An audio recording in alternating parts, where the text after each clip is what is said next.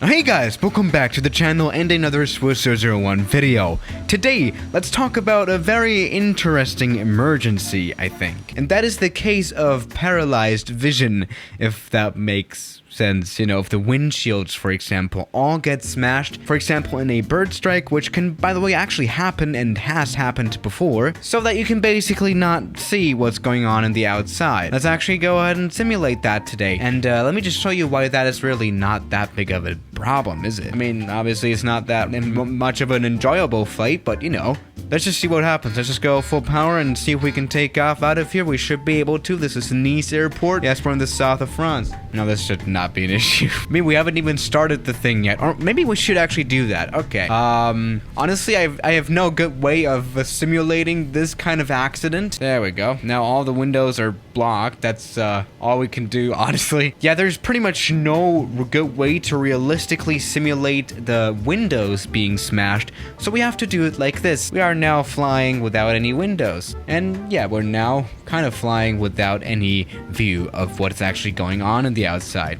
So let's just put the gear up, and we actually have to return to our home airport, of course, which is Nice Airport. I mean, luckily for this emergency, we have already pulled out the map, so this will not be an issue. Okay, so now, of course, in the modern world of IFR flight and ILS approaches, where you don't need any vision anyway, this emergency is no issue. But, you know, with a broken windshield, you don't want to mess, so let's just return back to land. The problem is, though, that we actually need to find an airport first. See, for a fully automated landing, we need at least an ILS Cat 3 rating. Most of the airports down here in the south of France only have ILS Cat 3, which is not enough, so we have to go to a whole nother place, right? Let's actually do that now. I think it's worth it. Alright, now welcome back on board in the 737. We are at quite another place now, but who knows where we are actually, because we cannot see it. We're only going to be able to see it after the landing. Now, we're going to just fly a normal ILS approach. As you can see right here on the instrument panel, we have these two,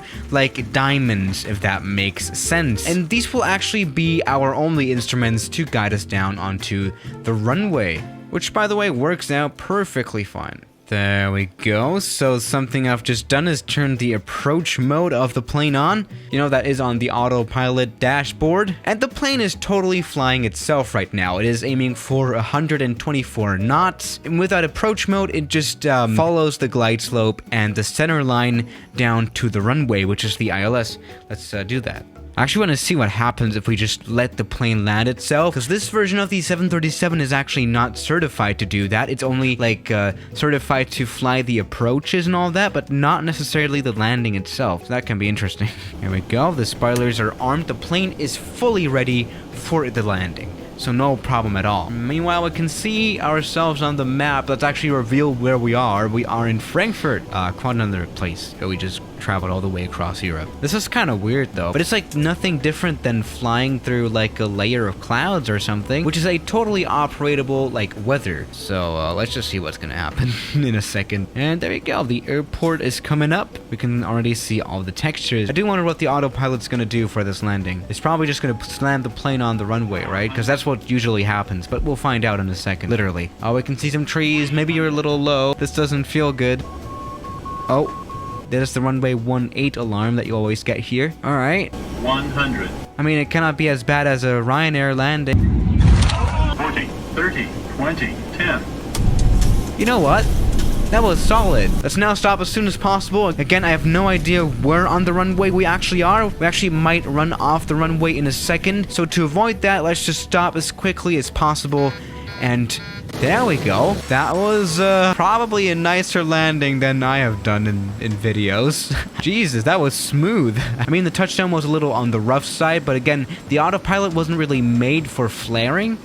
That was not a big flare, but it was technically a pretty professional landing. Oh wow, look how long it held the nose up. Look at this. That is very interesting. That is all to the power of the instrument landing system. You know what? Thick fog is actually a pretty good way to simulate a broken windshield, right? So let's just do that. We're now in a smaller plane. There we go. Let's get some real big fog in here. All right, now we have lost kind of the ability to see.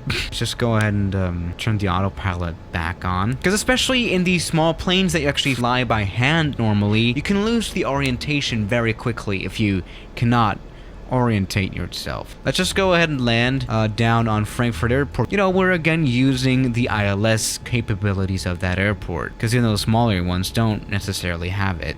So let's go ahead and get this plane landed somehow. I think we can actually use this like that. And there we go. We have the same principle as we've had before. We can turn on the approach mode here down on the autopilot panel, and this plane is going to fly itself down to the ground without any pilot that needs to actually see the runway or the airport perhaps. And the fog here is not getting thick enough. That's weird. Let's put it all the way down to the ground, and I think that'll help a little bit. Come on, I want to be blind. Like, not literally, but like, wait, do we have to go for the good old way? Yeah, this is not working as I expected it to do. So we're gonna have to pull up the map again. Alright, now I cannot see what's going on outside of the aircraft. It's flying itself down to the runway, and if even that doesn't work, then we'll pull the parachute, which this plane actually does have. But that is really the last resort, because then the aircraft is ruined and you don't want to have that. Alright, meanwhile we're just casually flying this ILS approach again down to runway 25 center of Frankfurt Airport. I mean, we're not technically flying it, the autopilot is flying it because we're kind of incapacitated.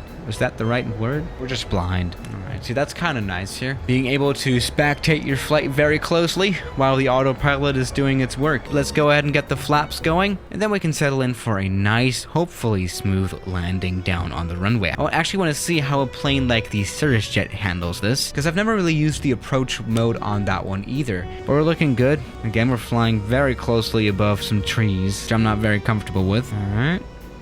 Okay. The infamous runway 18 alert. Come on. Just touchdown already.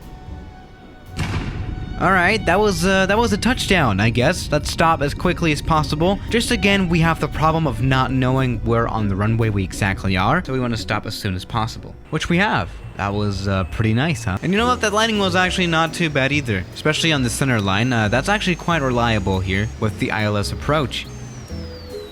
Oh wow, that was like pretty damn good for an autopilot that is not really made to directly put down the plane on the runway. This was pretty good. So yes, even small planes can land themselves these days, and that's pretty good, especially if you have, again, smashed windows by a Birdstrike or something, even though you really do not want to have a Birdstrike in a small plane like this, because, you know, then you would actually pull the parachute. That was not that much of a smart idea. So yeah, guys, thank you for watching today's video, and I'll see you tomorrow as always. Good night.